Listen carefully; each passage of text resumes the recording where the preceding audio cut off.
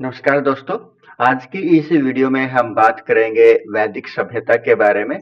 और इस वैदिक सभ्यता के बारे में हम जानेंगे कि किस प्रकार से इसको हमने कालखंडों के अंदर डिवाइड किया, यानी कि ऋग्वैदिक काल के अंदर और उत्तर वैदिक काल के अंदर। तो चलिए शुरू करते हैं आज की इस वीडियो को।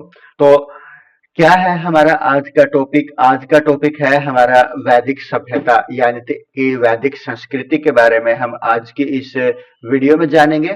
तो जो वैदिक सभ्यता थी उसका जो कालखंड हम मान करके चलते हैं वो 1500 से लेकर के 600 बीसी तक मान करके चलते हैं। और इस वैदिक सभ्यता को हम दो भागों में बांट लेते हैं, एक तो ऋग्वैदिक काल और एक उत्तर ऋग्वैदिक काल। यानी कि जो ऋग्वैदिक काल है उसका जो टाइम पीरियड हम मानते हैं वो कब से कब तक, 1500 से लेकर के 1000 बीसी तक हम मान सकते हैं। और उसी प्रकार उत्तर ऋग्वैदिक काल को हम 1000 बीसी से लेकर के 600 बीसी तक हम इसका टाइम पीरियड निर्धारित कर सकते हैं अपने अध्ययन की दृष्टि के अनुसार।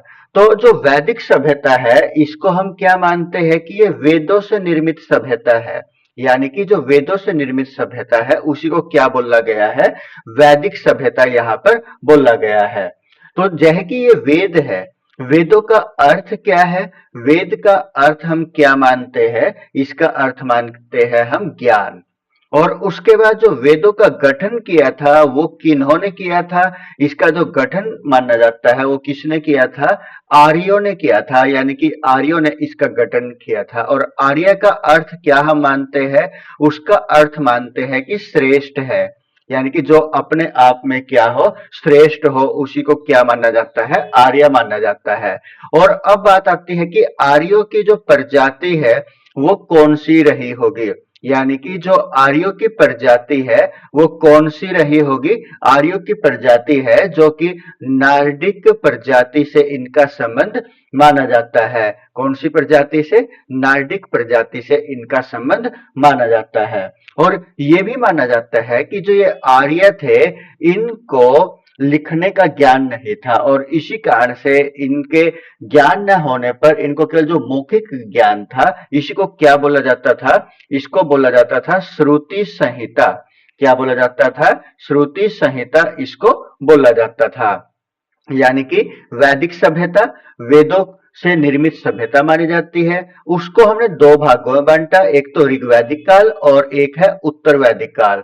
ऋग्वैदिक काल का जो समय है वो कब से कब तक माना जाता है? 1500 से लेकर के 1000 ईसा पूर्व तक माना जाता है। और उसके बाद जो उत्तर वैदिक काल है, उत्तर वैदिक काल को 1000 से लेकर के 600 ईसा पूर्व तक इसका समय माना जाता है।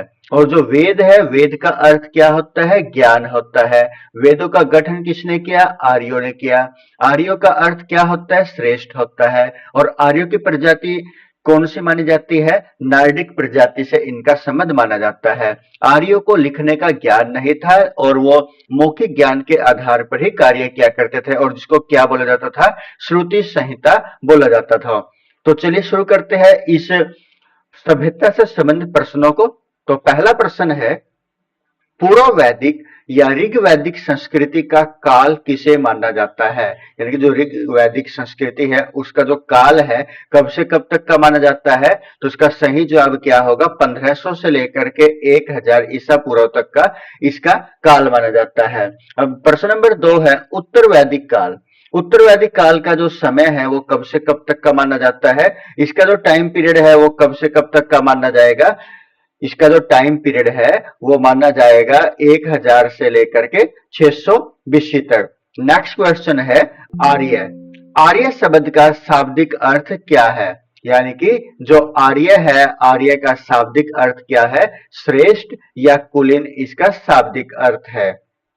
प्रश्न नंबर 4, प्रारंभिक आर्यों के बारे में निम्न कथनों में है कौन सा कथन सही नहीं? यानी कि जो असत्य है आर्यों के बारे में वो कौन सा कथन है? वे संस्कृत बोलने वाले थे, वो संस्कृत बोलते थे, उनको घुड़सवारी का ज्ञान भी था और वो झुंडों में भारत पहुंचे थे। तो इसमें है क्या था कि वे मुख्यतः नगरों में निवास करते थे। तो ये यहाँ पर सत्य नहीं है। तो इसका हमारा उत्तर क्या होगा? डी होगा। प्रश्न नंबर 5, इनमें से किस फसल का ज्ञान वैदिक काल के लोगों को नहीं था, यानी कि किस फसल के बारे में वैदिक काल के लोग नहीं जानते थे। जौ के बारे में भी जानकारी थी, गेहूं के बारे में भी, चावल के बारे में भी, इन तंबाकू के बारे में उनको जानकारी नहीं थी। प्रश्न नंबर 6, उत्तर वैदिक काल के वेद विरोधी और ब्राह्मण विरोधी धार्मिक अध्यापक को किस नाम से जाना जाता था, यानी कि जो वेद विरोधी थे और जो ब्राह्मण विरोधी थे, ऐसे धार्मिक अध्यापकों को किस नाम से जाना जाता था। तो इस प्रश्न का सही उत्तर क्या होगा, शर्मणक होगा। क्या होगा, शर्मणक होगा। प्रश्न नंबर 7, वैदिक गणित का महत्वपूर्ण अंग है, यानी कि जो वैदिक गणित है उसका जो महत्वपूर्ण अंग है वो क्या है, 16 सूत्र है। प्रश्न नंबर 8, किस वेद में प्राचीन वैदिक युग की संस्कृति के बारे में सूचना दी गई है, यानी कि वैदिक युग की संस्कृति के बारे में हमें जो सूचना मिली है वो कौन से वेद से मिली है, ऋग्वेद से मिली है। प्रश्न नंबर 9, निम्न में से उत्तर वैदिक काल में लिखे गए ग्रंथों का सही क्रम क्या है, कि कौन कौन से जो ग्रंथ है वो समय अनुसार कब लिखे गए। वेद सबसे पहले, उसके बाद ब्राह्मण, उसके बाद आरण्यक और उसके बाद उपनिषद, यानी कि सबसे पहले वेदों को, उसके बाद ब्राह्मण को, उसके बाद आरण्यक को और उसके बाद उपनिषद को लिखा गया। प्रश्न नंबर 10, वेदों की संख्या कितनी है, 4 है। वेदों की संख्या कितनी है, 4 है। प्रश्न नंबर 11 है, कौन से 3 वेद संयुक्त रूप से त्रयी या वेद त्रयी कहलाते हैं, यानी कि जो एक संयुक्त रूप है 3 वेदों का, वो जिसको हम क्या बोलते हैं, त्रयी या वेद त्रयी कहते हैं। तो वो कौन से है, ऋग्वेद, यजुर्वेद और सामवेद। ऋग्वेद, यजुर्वेद और सामवेद का जो संयुक्त रूप है उसको क्या बोला जाता है, त्रयी बोला जाता है। प्रश्न नंबर 12 है, भारत के राज चिन्ह में प्रमुख होने वाला शब्द सत्यमेव जयते किस उपनिषद से लिया गया है। तो इस प्रश्न का सही जवाब क्या होगा, मुंडक उपनिषद होगा। प्रश्न नंबर 13 है, ऋग्वैदिक काल का प्रमुख व्यवसाय क्या था, यानी कि जो ये आर्य थे, आर्य को मुख्यतः किस प्रकार का व्यवसाय पसंद था, यानी कि इस प्रश्न का सही जवाब क्या होगा, पशुपालन होगा, यानी कि आर्यों का प्रमुख व्यवसाय पशुपालन था। प्रश्न नंबर 14 है, भारतीय संगीत का आदि ग्रंथ किसे कहा जाता है, यानी कि जो भारतीय संगीत है उसका जो आदि ग्रंथ है वो किसको माना जाता है, सामवेद को माना जाता है। तो इस प्रश्न का सही जवाब क्या होगा, सामवेद होगा।